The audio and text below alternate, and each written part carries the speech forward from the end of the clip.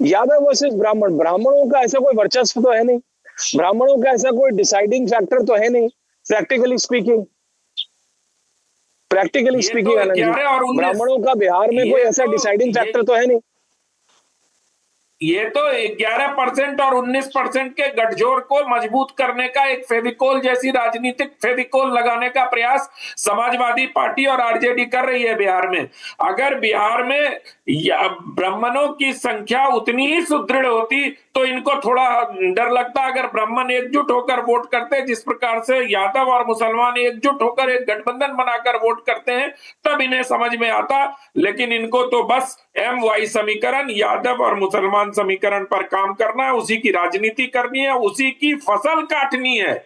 मुझे तो लगता है कि अब ये धीरे धीरे जिस प्रकार से चुनाव नजदीक आते जाएंगे, ये इस प्रकार से जातियों में समाज को बांटने का कार्य निरंतर करेंगे। आप देख लीजिएगा सितंबर अक्टूबर से वहां जो खेल शुरू होगा उसके लिए आचार्य विक्रमादित्य जी, जी आनंद जी, आचार्य जी, यादव नहीं थे, कथा वाचन कैसे कर रहे थे, भगवान का नाम कैसे ले रहे थे? आचार्य जी, अजय जी को रखिएगा जी।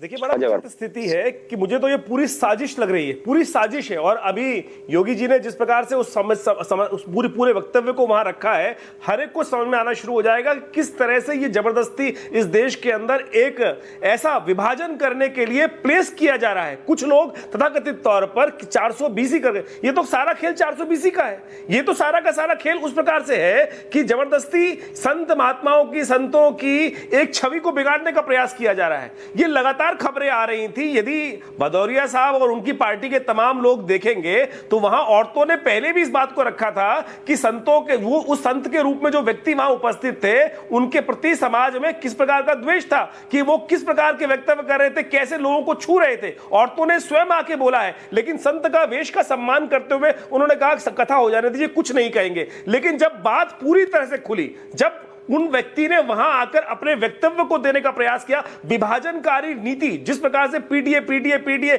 या जो छाती पीटी जा रही है, इनको बर्दाश्त नहीं हो रहा है कि देश समाज अब एक हो गया है।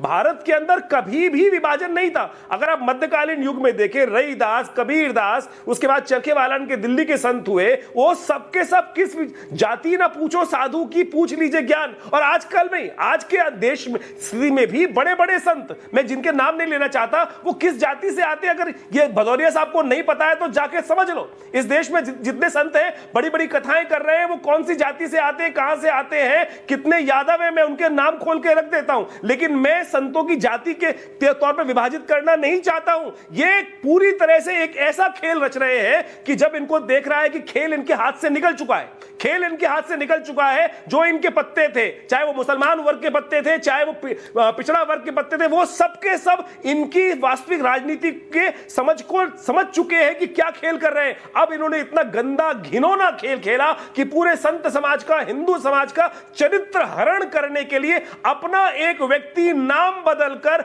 भेष बदलकर वहां उपस्थित कर दिया, जिसने पहले वहां सबसे पहले दुराचार किया स्त्रियों के साथ, फिर ऐसे विवेचना, ऐसे वक्तव्य वहां देने का प्रयास किया कि जाति में ऐसा होता है, हिंदू समाज में ऐसा होता है, मुसलमान में ऐसा होता है। अनुराग जी, क्यों आप ऐसे व्यक्ति का समर्थन करेंगे? अनुराग जी क्यों समर्थन? तो अभी खेल सामने आ जाए। क्यों अनुराग भदौरिया क्यों? सुन तो लीजिए, आप मैं जवाब दे दूं। क्योंकि सिर्फ उसके नाम के पीछे यादव लिखा है, तो वो कुछ भी कर सकते। कोई व्यक्ति, अरे सुन तो लीजिए, आप बोलने दोगे कि नहीं बोलने दोगे भाई? आप प्लीज सुनाइए तो दोनों सात समुद्र प्लीज बोलिए। भी आप अगर क्या यही आरोप, क्या यही, देखिए सात समुद्र छोड़िए, लेकिन ये बताइए, यही आरोप समाजवादी पार्टी के ऊपर तब भी लगता था अनुराग जी, जब आपकी सरकार थी, कि सारे पुलिस वाले, सारे अधिकारी यादव हैं तो कुछ भी कर सकते हैं। अभी तो सरकार में नहीं है, फिर भी यादव है तो महिलाओं के साथ छेड़छाड़ होने देंगे? जी बताइए, प्लीज बताइए। इस देश के अंदर में, सुनिए तो, इस समाज के अंदर में कोई व्यक्ति अगर महिलाओं के साथ अन्याय करता है तो उस पर कानूनी कार्रवाई होनी चाहिए, इसमें कोई दो राय नहीं है। लेकिन सवाल ये उठता है कि इतने दिनों तक अगर कोई व्यक्ति कथा वाचन कर रहा था तो प्रशासन कहां था? प्रशासन मौन, क्या नहीं जानता था प्रशासन? क्या पहली बार कथा कर रहे थे? ये तो जनता के सामने आना चाहिए। अगर वो कई दिनों से, सालों से कथा कर रहे थे तो सरकार को इस बात का पता क्यों नहीं था? इसके मतलब सरकार इन सब चीजों पे ध्यान नहीं देती है। जब कोई बात आती है सामने तो राजनीतिक तौर कथावाचक में जो कथा मंच पे बैठा है उसकी जाति कोई नहीं पूछता है, उसके ज्ञान को पूछता है। ये सारा का सारा व्यक्तित्व खराब तब हुआ कि जब उस व्यक्ति ने अपनी कलाएं दिखानी आवश्यक शुरू करी वहां पर। अरे भदौरिया जी, मुझे बताइए, वहां कोई नहीं पूछता है। कथावाचक में जाके आप पूछते हैं क्या? अपने टीचर से जाके पूछते हैं कौन जात के हो? अरे डॉक्टर से जाके पूछते हो कौन जात के हो क्या? पूछने लग जाऊंगा। हल्ला इसलिए मचा रहे हैं क्योंकि आप, अरे भाई आपको जबरदस्ती हल्ला इसलिए मच रहा है। Can I have all my guest? कौन जाके पूछता है? 60-40 ओनली में ऋषि मिश्रा जी, रोहित जी, हल्ला इसलिए मच रहा है। पाशा जी आ रहा है। दर्शकों, हल्ला इसलिए मच रहा है क्योंकि ये कह रहा है विपक्ष, समाजवादी पार्टी ये कह रही है कि वो यादव थे इसलिए नहीं कथा पूछी। मैं एक नाम लेने जा रहा हूं, उस व्यक्ति का इस घटना से कोई मतलब नहीं है, लेकिन एक सिंगर है, उसका नाम है मास्टर सलीम। मास्टर सलीम वो सनातनी नहीं है, लेकिन वो फिर भी माता की भेंटें पढ़ते हैं, वो फिर भी सनातन का प्रचार करते हैं, वो फिर भी कितनी बार, कितने अखंड पाठ और कितने कितने फंक्शंस करते हैं। आज तक तो ऐसी घटना उनके साथ नहीं हुई, और एक साल नहीं, उम्र में मेरे से भी 10-12 साल 15 साल बड़े होंगे। मास्टर सलीम, गूगल कर लीजिएगा, सनातनी नहीं है लेकिन सनातन का प्रचार करते और कहते हैं मैं दोनों धर्म मानता हूं, अपना धर्म भी और ये भी, मैं तो भगवान का नाम ले रहा हूं। तो ये कह देना विपक्ष का कि सिर्फ क्योंकि वो यादव थे इसलिए कर दिया, इट इज फैक्चुअली रॉन्ग। ऋषि मिश्रा, ये फैक्चुअली रॉन्ग है। पाशा जी आ रहा हूं। ऋषि मिश्रा से पहले अजय वर्मा जी। अजय वर्मा जी, ये क्या है? ये क्या है? क्या है अजय जी? फिर अभी रोहित बीच में बोलेंगे तो आप बोलेंगे कि क्यों बोलता है। जी बोलिए। Aishwarya ji, untouchability is a crime against God and humanity.